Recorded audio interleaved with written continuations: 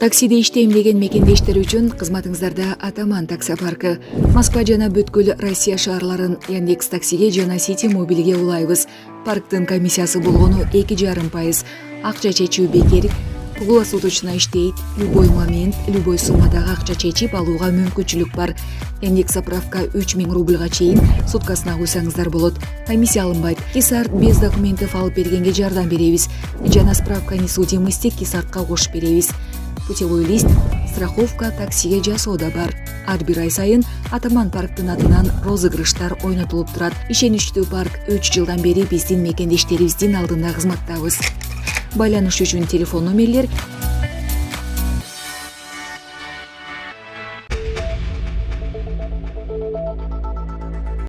Расмий Ташкент орус бийлигине эмгек мигранттардын балдары үчүн өзбек диаспоранын эсебинен жеке бала бакчаларды жана мектептерди ачууну сунуштады. Бул тууралуу ТАСС агенттиги Өзбекстандын президентинин кеңешчиси Кахрамон Куранбаевга таянып жазды.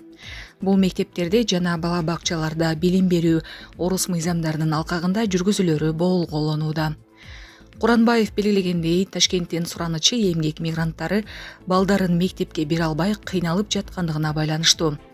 Буга чейин Орусияда эмгек миграциясында жүргөн айрым кыргызстандык үй бүлөлөр балдарын мектепке киргизүүдөн кыйналып жатышканын билдиришкен. Сентябрдан бери убара тарткан ата-энелер айрым мектептерден орун жок деген жооп угушкан. Кыргызстандын Москвадагы элчилиги ушундай көйгөй менен кайрылгандар бар экенин, бирок баланы мектепке киргизүү үчүн эртерээк аракет кылуу зарылдыгын эскертүүдө. Булак Азаттык. Тажикстанда учканы жаткан орусиялык учак өрттөнүп кетти. Орусиянын Ил-76 МД аскердик транспорттук учагы Душанбедеги аскердик аэродромдон учууга аз калганда күйүп кетти. Бул тууралуу База Телеграм каналы жазды. Алдын ала маалыматтарга караганда, учакты ылдамдатуу учурунда дөңгөлөк жарылып, андан кийин өрт чыккан. Учак учуп конуу тилкесинен сүрүлүп чыгып, андан кийин күйүп кеткен. Кырсыктын себеби учакты ылдамдатуу учурунда дөңгөлөктүн пневматикасынын бузулушу себеп болушу мүмкүн. Маалыматтарга караганда, учакта 8 адам болгон, алардын эч кимиси жабыркаган эмес. Булак Супер Кежи. Палестиналыктар Путин менен Ким Чен Ындын сүрөттөрүн көтөрүп митингге чыгышты.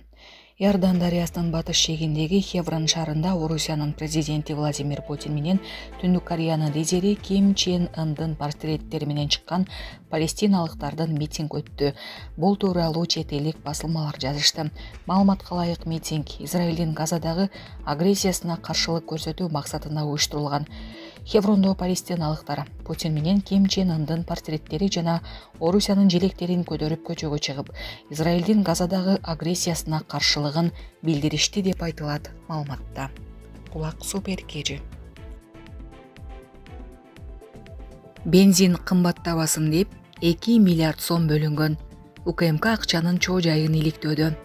2022 жылы 2023 жылга карата бензин жана солярканы арзан баада алып келүү үчүн бюджеттен нефтетрейдерлерге 2 миллиард сом бөлүнгөн. Азыр күйүүчү май кымбаттап жатат. Эмне болду? Бул тууралуу бүгүн 20 октябрда депутат Айбек Усмонов жогорку кеңеште билдирди. Эсептөө палатасы аталган акчаны максаттуу иштете албагандыгын аныктап, жыйынтыгы боюнча укук коргоргандарына кайрылган. Учурда УКМК бул каражаттын чоо жайы боюнча иликтеп, укуктук баа бере турганы маалым болду. Булак Сереп Кежи.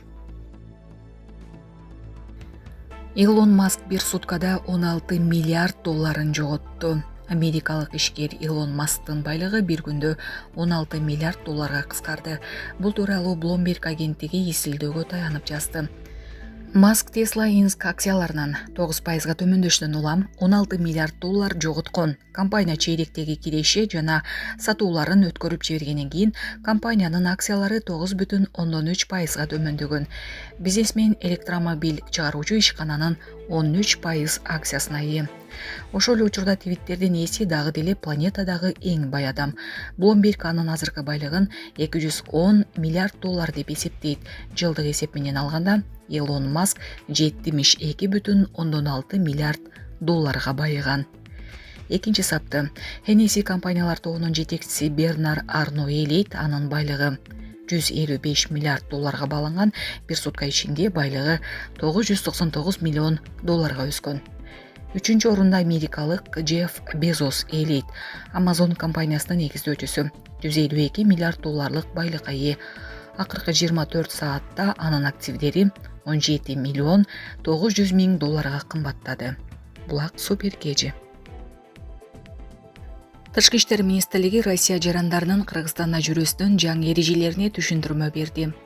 Тышкы иштер министрлиги Виза ран системасы жоюлгандан кийин Кыргызстанда чет элдик жарандардын, анын ичинде россиялыктардын жүрүү эрежелери боюнча түшүндүрмө берди. Министрликтен белгилегендей, Кыргызстанда чет элдик жарандардын жүрүшү боюнча жаңы эреже 21 октябрдан тарта колдонулат. Бул республиканын аймагында андан ары жүрүүгө укук берген документтерди толтурбагандарга тиешелүү болот. Россиянын жарандары 30 күнгө каттоого туруу милдетинен бошотулат.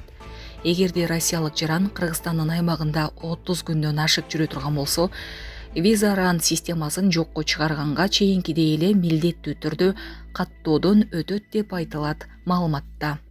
Муну менен катар эле Кыргызстанда республика аймагына жеке максаттары менен кирген Россиянын жарандары каттоодон өтүүдө баштапкы каттоо 180 күнгө толтурулары белгиледи. Жаңы эрежелер Россия жарандарынын Кыргызстанда жүрүү укуктарын чектебейт жана бул аракеттер чет элдиктердин Кыргызстандын аймагында жүрүүсүн иретке келтирүү максатында киргизилди, деди Тышкы иштер министрлигинен. Мындан тышкары министрлик көп тараптуу жана эки тараптуу эл аралык келишимдерди, анын ичинде ээп келишимдеринде көрсөтүлгөн милдеттенмелерди аткарууну камсыздарын кошумчалаган.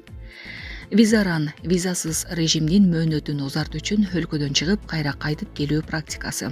Мисалы Туркиянын жараны Кыргызстанда 90 күн визасыз жүрө алат. Ал 89 күнү Казакстанга кирди чыкты кылып коюп дагы 3 ай жүрө берет. Эми мындай ыкма жокко чыкты. Эгер чет өлкөлүк визасыз 60 күн жүрсө, Кыргызстандан чыккандан 60 күндөн кийин гана кайра кире алат. 90 күнгө уруксаты болсо, кайра келүү убактысы да 90 күн деп белгиленет. Булак Спутник кежи.